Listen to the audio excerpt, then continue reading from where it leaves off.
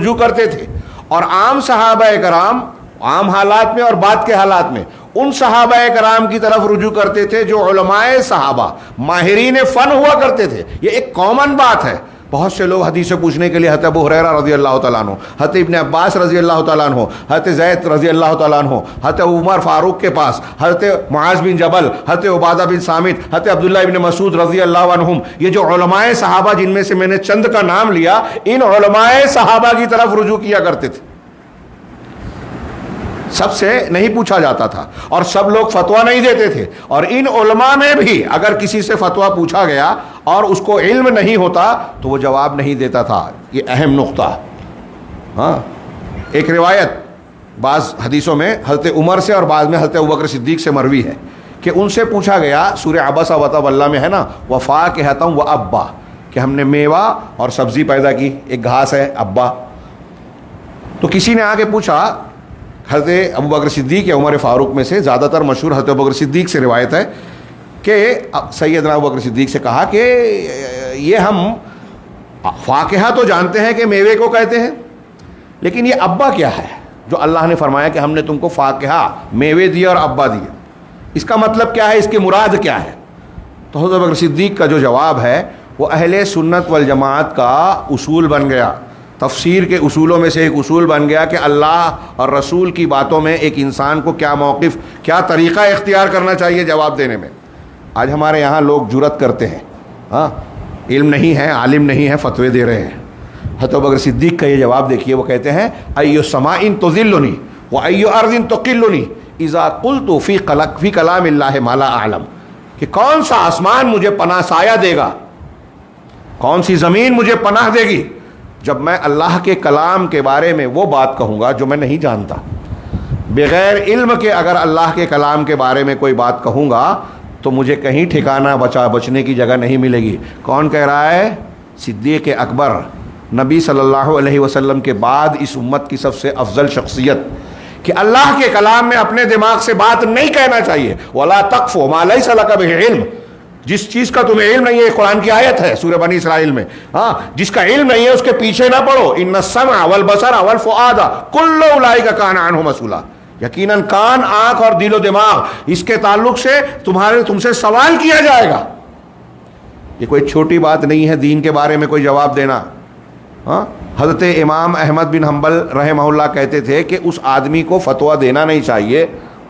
آج کے علماء کنارے لگ جائیں گے، بردرز کی بات چھوڑیے، ہاں، اس آدمی کو فتویٰ دینا نہیں چاہیے جو کم سے کم 1,00,000 حدیث کو سند، متن اور معنی مفہوم کے ساتھ نہ جانتا ہو، حفظ نہ رکھتا ہو۔ کوئی نہیں بیٹھے گا آج تو۔ حضرت عبداللہ ابن مسعود، صحابی رسول، علماء صحابہ میں سے، سابقون الاولون میں سے، ہاں، حجت اللہ البالغہ میں ایسے بہت سارے اقوال امام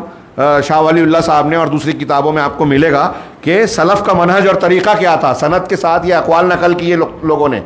حضرت عبداللہ ابن مسعود رضی اللہ تعالیٰ عنہ کہتے تھے کہ جب مجھ سے کوئی حلال حرام کے بارے میں سوال کرتا ہے تو میرے رونگٹے کھڑے ہو جاتے ہیں۔ یہ جو آپ کہتے ہیں کہ بردرز کی تقریر سننا چاہیے، یا کوئی بھی ایک آیت کو، حدیث کو سنتا ہے لوگوں تک پہنچا سکتا ہے، وہ غور سے سنیں کہ پہنچانا، کسی حدیث کو، روایت کو سنانا، ہاں، کمپیریٹیو اسٹڈی کرنا، یہ الگ چیز ہے۔ فتویٰ دینا، قرآن حدیث کے فہم کو جاننا، تدریس اور تعلیم دینا، اتھارٹی کے ساتھ بیان کرنا، یہ الگ چیز ہے۔ حضرت ابن مسعود اور ان کا کیا مقام ہے، لیکن کہتے ہیں کہ جب مجھ سے کوئی حلال حرام پوچھتا ہے تو میرے رونگٹے کھڑے ہو جاتے ہیں۔ امام شعبی، عامر بن شرحبیل، بہت بڑے تابعی ہیں، لگ بھگ میں سمجھتا ہوں، مجھے یاد پڑتا ہے کہ 200 صحابہ کرام سے ملے، بہت سے لوگوں سے روایتیں سنی، شاگرد ہوئے۔ وہ کہتے ہیں کہ ہمارے زمانے کا معاملہ یہ تھا، حال یہ تھا کہ اگر کوئی انسان فتویٰ پوچھنے کے لیے آتا، سوال کرنے کے لیے آتا، تو ایک عالم اس کے دوسرے عالم کے پاس بھیجتا کہ ان کے پاس جاؤ، وہ مجھ سے زیادہ علم والے ہیں۔ دوسرا تیسرے کے پاس بھیج دیتا، تیسرا چوتھے کے پاس، گھومتے گھماتے وہ پہلے کے پاس آ جاتا۔ تو امام شعبی رحمہ اللہ فرماتے ہیں کہ ایسا وہ اس لیے نہیں کرتے تھے کہ اللہ کے علم کو، دین کے علم کو چھپانا مقصود ہوتا تھا، یا وہ جانتے نہیں تھے، بلکہ وہ ڈرتے تھے کہ اللہ تعالیٰ کے دین کے بارے میں مجھ سے سوال کیا جا رہا ہے، اگر میں نے غلطی سے غلط جواب دے دیا تو اللہ کے یہاں میری پکڑ ہوگی، کیا جواب دوں گا۔ محمد بن منقدر، یہ بھی تابعی ہیں، یہ کہتے ہیں کہ اگر کوئی شخص فتویٰ دے رہا ہے حلال حرام کے بارے میں، کسی کے بارے میں، شریعت کے بارے میں بیان کر رہا ہے، سوال کا جواب دے رہا ہے، تو غور کر لے، سوچ لے، اس لیے کہ جب وہ دین کے بارے میں بات بتا رہا ہے تو اللہ کے اور بندے کے درمیان میڈیٹر اور نمائندہ بن رہا ہے۔ آپ نے کسی شخص سے پوچھا کہ شریعت میں یہ کر سکتے ہیں کہ نہیں، حلال ہے کہ نہیں، جائز ہے کہ نہیں، حرام ہے یا حلال ہے، کھا سکتے ہیں نہیں کھا سکتے ہیں، تو اب آپ سے جب سوال کیا تو وہ کیا پوچھ رہا ہے؟ اللہ کے دین کے بارے میں سوال کر رہا ہے۔ دین کس نے بنایا؟ حلال حرام کا حق کس کے پاس ہے؟ اللہ کے پاس ہے۔ اب آپ کہہ رہے ہیں کہ حلال ہے، آپ کہہ رہے ہیں حرام ہے، اس کا مطلب یہ کہ اس آدمی کو یہ یقین ہے کہ آپ اللہ کا دین بتا رہے ہیں۔ اگر آپ نے اللہ کے حلال کو حرام اور حرام کو حلال بتا دیا تو سوچئے کتنا بڑا سنگین جرم ہے۔ غلطی سے اجتہادی خطا ہونا الگ چیز ہے، لیکن علم نہ ہوتے ہوئے غلط کہنا، یا علم ہے اور جانتے بوجھتے غلط جواب دینا۔ جیسے ایک عالم ہے، وہ ایک خاص مسلک اور اصول کو مانتا ہے کہ بھئی میں تو حنفی ہوں، میں تو صوفی ہوں، تو پیر صاحب کی بات کو بطور فتویٰ بولتا ہے، اس بھروسے میں کہ پیر صاحب جو بول رہے ہیں وہ اللہ کا کلام ہے، جیسے اللہ کے دین کی شریعت ہے، قرآن حدیث میں کیا ہے میں نہیں جانتا، پیر صاحب کو مانتا ہوں، اور ان کو کشف ہوتا ہے، ان کو خواب آتا ہے، وہ جو بول دیے بس وہی شریعت ہے۔ یہ بھی شرک ہے، یہ بھی گمراہی ہے۔ اب ہمارے ہاں کچھ لوگ ان سے فتویٰ پوچھتے ہیں، ان پر بھروسہ کرتے ہیں۔ کچھ لوگ جو ہے وہ ان لوگوں کو جو جاہل ہیں، جو فتویٰ دینے اور علم اور افتاء اور تعلیم کے مقام پر نہیں ہے، ان سے علم سیکھ رہے ہیں۔ یہ بھی گمراہی ہے، یہ کوئی چھوٹی موٹی گمراہی نہیں ہے، بہت بڑی ہے، اور آج اس کی بنیاد پر امت میں بہت ساری خرابیاں پیدا ہوئی ہیں۔ امام مالک کا وہ جملہ یاد آ رہا ہے کہ امت کا ہمارے یہاں ایک طبقہ ایسا ہے جس نے علم کو حاصل نہیں کیا اور دین کے راستے پہ چلا تو اس نے امت کے ہی لوگوں کے خلاف تلواریں نکال لی۔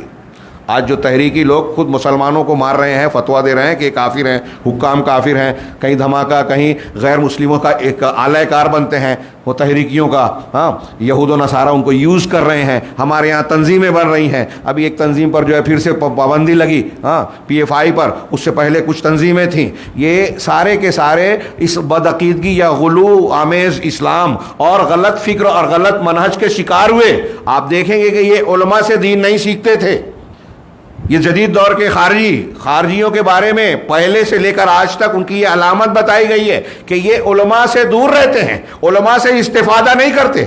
تو آپ دیکھیں کہ پرانے خارجیوں میں جو اقوال پائے جاتے تھے آج بھی ملیں گے۔ وہ علماء اور اس وقت کے ائمہ کو برا بھلا کہتے تھے، آج کے جو خارجی تحریکی ہیں وہ خارجی اپنے آپ کو بولتے نہیں ہیں، لیکن ان کی فکر میں یہ بات ہے۔ یہ اخوانی ہمارے یہاں جو شیلے جذباتی نوجوانوں کی مختلف تنظیمیں، جس میں پی ایف آئی اور اس سے پہلے جس پر پابندی لگی، اور ایسے لوگ آپ دیکھیں ان کے اقوال، ہاں داعش کی جو شرائط تھیں، میرے سامنے جو کتاب ہے اس میں یا کسی دوسری کتاب میں ابھی میں نے پڑھا، شیخ ربی لکھتے ہیں کہ حضرت علی سے جس طرح خارجیوں نے کہا تھا کہ پہلے اپنے آپ کو یہ کہیے کہ میں اسلام سے مرتد ہو گیا تھا، یہ قبول کیجیے آپ،